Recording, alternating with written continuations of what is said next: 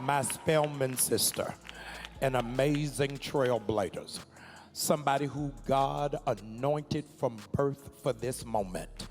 I wanted to say to America, if you couldn't handle a black mermaid, get ready for a black governor.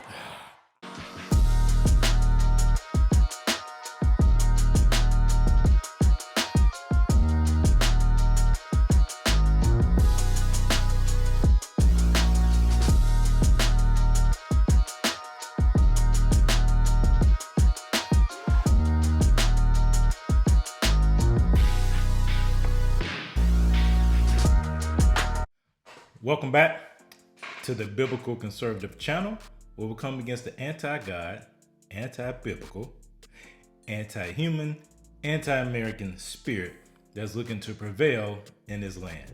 Please be sure to like, subscribe, hit that notification bell. Today we're gonna talk about what I call the silly season, if you will. It's campaign season, it's the midterms coming up in a few weeks. And so you will naturally have politicians that will go to Sunday services.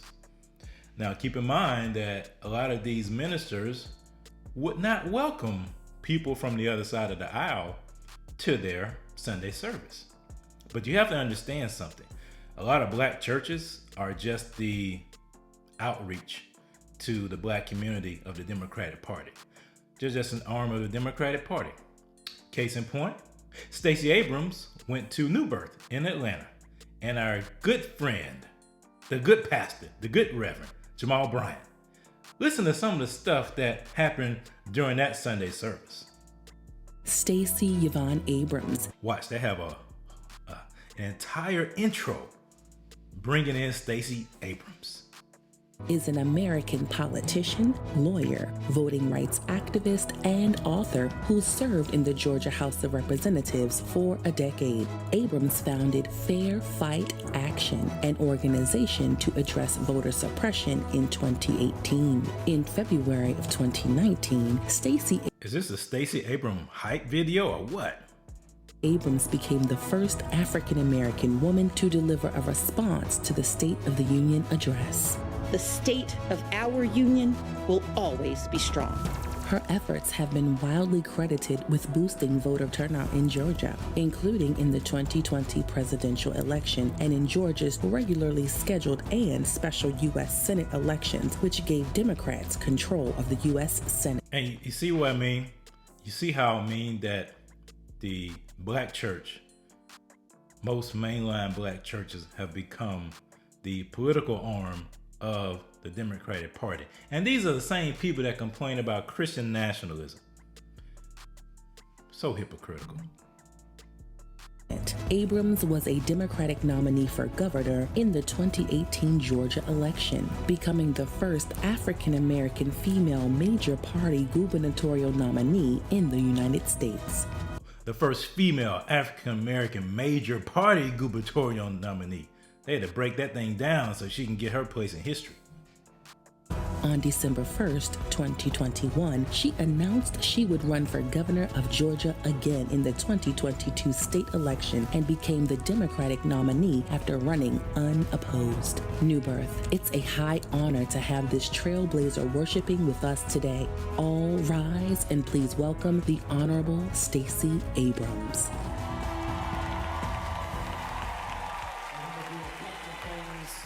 Before our leader addresses us today. Our leader? Really? The leader of the church is Jesus. The church is Jesus' church. He's the leader. So now Stacey Abrams is your leader? When did Stacey Abrams become the leader of New Birth? First, I want to ask all of our young ladies under 19 if you'll come meet me at this altar. All of our young ladies under 19, I want you to come meet me at the altar. And see, this is what happens in a lot of black churches. See, he's pandering to the women, to the young women, to the women in the church. Sad. And that's why a lot of men do not attend church anymore, because of things like this. Everything is geared towards the black woman. The black woman is the quote unquote backbone of the black community and the Democratic Party. Please, all of our young ladies. But you do have one brother dropping off that offering at the foot of the pastor. My Spelman sister, an amazing trailblazer, somebody who God anointed from birth for this moment. I wanted to say to America, if you couldn't handle a black mermaid, get ready for a black governor. I am so thankful that her head is not underwater, but she is prepared to walk into the state capitol. New Birth, make some noise and receive our leader, Stacey Abrams. Thank you so very much. Our leader. Only instead of being asked how we can fix it, we've been told we just have to live with it. Let's get ready for Stacey Abrams' stump speech to the church. But the leak in the roof is the failure to pay our teachers a living wage. It's the refusal to invest in our communities. It's the rising cost of affordable housing. And while our Mayor Dickens is doing what he can in Atlanta, and while Mayor Cobble is doing what she can in Stonecrest, we know that the price of housing is going up, but it's not being addressed. We know that one of the leaks in the roof is that mass incarceration is on the rise again in the state of Georgia, but the road to redemption is getting shorter. We know that one of the floods in the basement is the refusal to expand Medicaid while our hospitals are shutting down in the city of Atlanta and in the state of Georgia. We know that one of the floods in our basement is that our children are in desperate need, but they can't get access to the mental health care without us expanding Medicaid in our state. We know that too many of our people are going to jail instead of getting help because in Georgia, the #1 provider of mental health care is not our hospitals, it's law enforcement. We know that in our state, the school to prison pipeline is widening, but the school to salvation pipeline is narrowing. School to salvation pipeline? I didn't know that one existed. That's a new one there. That's a new one. But I was raised by my father and my mother to believe that we should be on a road to redemption, not a road to recidivism. I was raised to believe that we can protect the Second Amendment and protect second graders at the exact same time. But watch how when progressives say things like that, you can protect the Second Amendment and protect second graders at the same time. The implication being that guns are the problem. Well, assault rifles are the problem. AR-15s are the problem. If we just ban those, that's all we're gonna do. We just want to ban those assault rifles so we can protect second graders. It's a slippery slope. Once they ban that, they're gonna ban everything else, all in the name of protecting second graders. I was raised to believe that our right to vote is our right and should not be impeded by anyone. And we have a $5 billion surplus in the state of Georgia. After we've paid our bills, Pastor, after we put 15%, the Lord only requires 10%, Georgia does 15%. Malachi 3:10. After we've done that, we have $5 billion. And so the choice we are making in the next 51 days is, do we invest in these young women standing in front of me? Do we invest in replacing the roof and fixing the plumbing, or do we give it back to the mortgage broker? I want to invest in Georgia, and I need your help. I need us to show up starting on October 17th and vote early. I need us to make sure that those who didn't know they should be in the space, or those whose voices should be heard at the ballot box, that they hear from you. But more than anything, I want you to know that I am running for this office in the legacy of Deborah. She's perfected this speech when it comes to churches. She's running in the spirit of Deborah, the judge from the Old Testament. She is walking in the spirit of Deborah. She has the Deborah spirit on her. She's gonna go out and judge the state of Georgia, all in the name of the Lord. We know Deborah as a judge, but Deborah was a warrior.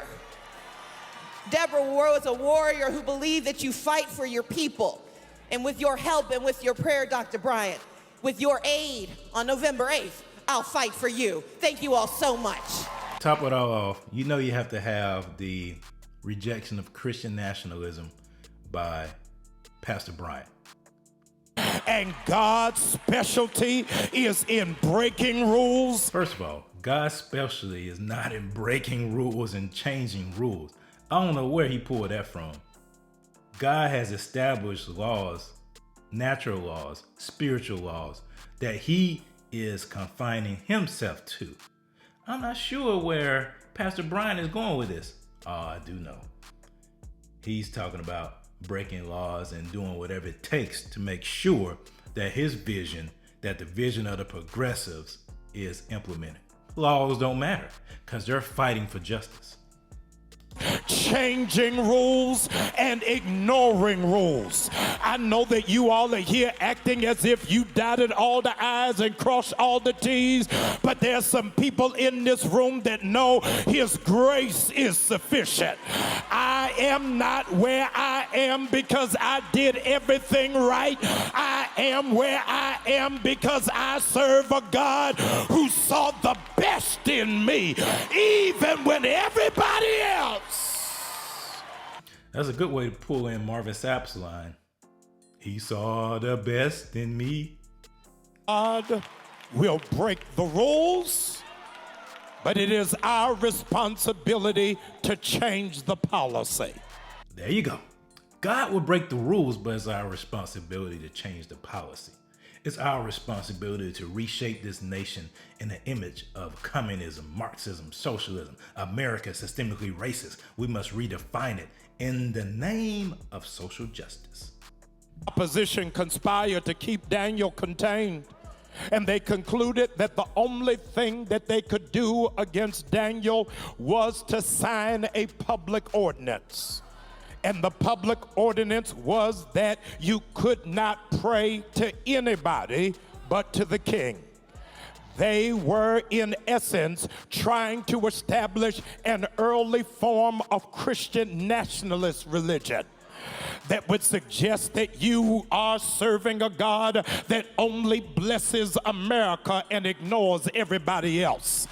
I am afraid of this nationalistic religion that is now emerging, that under the banner of Christendom will put immigrants on a bus and send them to Martha's Vineyard. I'm scared of this brand of Christendom that would suggest that women don't know how to make decisions over their own bodies. I'm scared of this brand of Christendom that want to act like slavery didn't happen.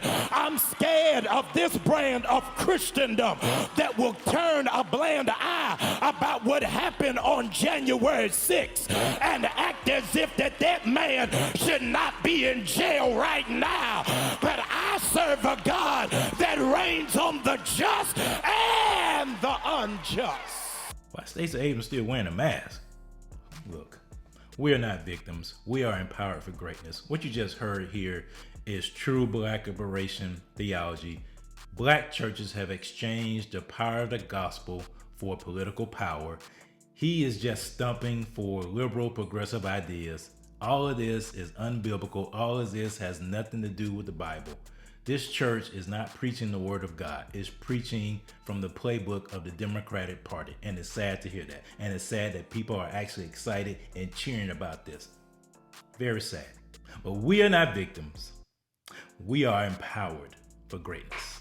Thank you so much for liking your comments and subscribing to the channel. Please share this with your friends. Smash that like button. Smash the subscription bell. Share this with everybody you know. We're trying to make sure people understand that they're not victims, that they are empowered for greatness, and all this stuff that's out here that's telling them otherwise is false and will not benefit them in the end. So please, I appreciate that. Share that.